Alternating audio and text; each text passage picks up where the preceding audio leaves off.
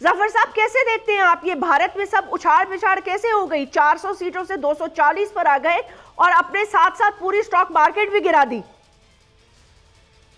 Jasmine, आपको याद होगा कि 1977, खैर पता नहीं, आप you are little younger than me, मगर 1977 में जब भुट्टो साहब इलेक्शंस में जा रहे थे, एवरीबॉडी थॉट कि उनको 2/3 मिल जाएगा। और भुट्टो ने खुद क्या क्या तैयारी नहीं की थी।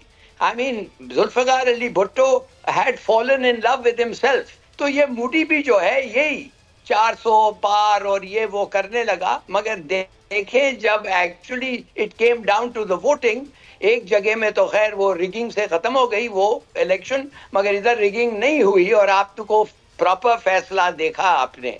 63 सीट से वो हारा है। और आपने जो शुरू में कहा था कि ना ये इसका, देखिए, ना ये सेक्युलर इंडिया था, ना ये क्या इसने, मैं आपको 2-3 स्टेटिस्टिक जल्दी से दे देता हूँ।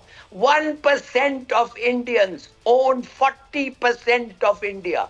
सोचिए तो सही, 1% of Indians own 40% of India.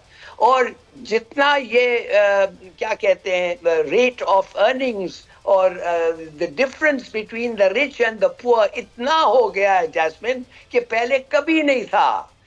इस दौरान में 10 साल में 146 बिलियनर्स तो जरूर बन गए हैं हिंदुस्तान में। 10 साल में 124 थे, अब 146 हो गए हैं। मगर द पुअर, उनका तो डिफरेंस बढ़ गया है, करप्शन बढ़ गई है। मूडी का अपना करप्शन और मूडी के अपने जो एक्टिविटीज थे, आई मीन जितने रिच फैमिलीज थे सबके साथ उसका कोई कनेक्शन था। और किस किस्म के रूमर्स इंडिया में निकल रहे थे, एयरपोर्ट्स बिक रहे थे, पोर्ट्स उनके फेवरेट्स को दिया जा रहा था।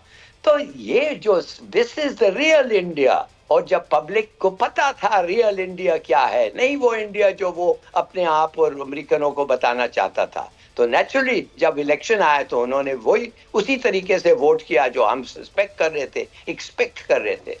अच्छा जफर हिलाली साहब, एक बात बताइएगा, क्या इसमें एक बड़ा रीजन वो भी है जो पंजाब में जुल्म हो रहा है, जो सिख बरादरी के खिलाफ? बिकॉज देखिए 3 countries internationally actually protested on this, UK, Canada and United States of America, कि भाई आपकी इंटेलिजेंस एजेंसीज आके यहाँ पर सिख लोगों को जो है वो उनका कत्ल करवा रहे हैं, उनको मरवा रहे हैं। बल्कि in fact the Canadian prime minister जो थे, he was very upset.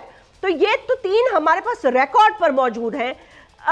Did that movement and the farmers protest, ये भी इसने भी असरअंदाज किया? क्योंकि वैसे तो अगर पाकिस्तान इंडिया की इकोनॉमी को आप देख लें तो उसमें तो बहुत बड़ा फर्क है ना। तो Modi really did wonders for his economy, even then he lost. देखिए ऐसी बात ये कुछ हद तक जिसने जो आपने कहा बिल्कुल सही कहा। सिख थे, दलित थे, क्रिश्चियंस थे, मगर मुसलमान भी जो थे, बेशक, सोचिए तो सही जो मुसलमानों के साथ किया है। इसलिए यास्मीन, मुसलमानों ने दे गॉट टुगेदर और 90% मुसलमानों का वोट तो इसके खिलाफ गया है जी। इसने तो रद्द कर दिया इंडिया की कॉन्स्टिट्यूशन, जो कहते हैं अपने आप को सेक्युलर है, रद्द कर दिया। अच्छा, और सिख्स के बारे में जो आपने कहा बिल्कुल सही कहा, उधर इंडल्जिंग इन टेररिज्म, वो तो खुद कहता है कि मैं पाकिस्तान में आया, पाकिस्तान में मैंने लोगों को भेजा हूं और लोगों ने जाके उन लोगों को कत्ल किया है जो मुजाहिदीन थे, खास तौर कश्मीरी। वो तो बोस्ट कर रहा है। इसके साथ तो मेरे ख्याल में जंग, अभी भी मैं कहता हूं अगर ये टिक किया, मैं नहीं समझता हूं इसका कोalition सर्वाइव करेगा। मैं नहीं समझता हूं बिहार का चीफ मिनिस्टर और साउथ इंडिया का जो है वो, ये दोनों सेक्युलर प्रिंसिपल्स पे चलते हैं। ये दोनों ने बार बार कहा है कि मोदी के रिलीजियस बिगेटरी को वो नहीं सपोर्ट करते। तो अगर उन्होंने यही चीज, if they display what they said, तो मैं नहीं समझता इसका कोalition चलेगा। राहुल गांधी भी ये सोच रहा है और राहुल गांधी के रिलेशनशिप इन 2 चीफ मिनिस्टर्स जो उसके साथ आए हैं, बिहार का और वो दूसरा कौन सा है, मैं स्टेप्स में, वो ये दोनों उसके साथ भी अच्छा ताल्लुक रखते हैं। सब्सक्राइब करें और बेल दबाएं ताकि कोई खबर रह न जाए।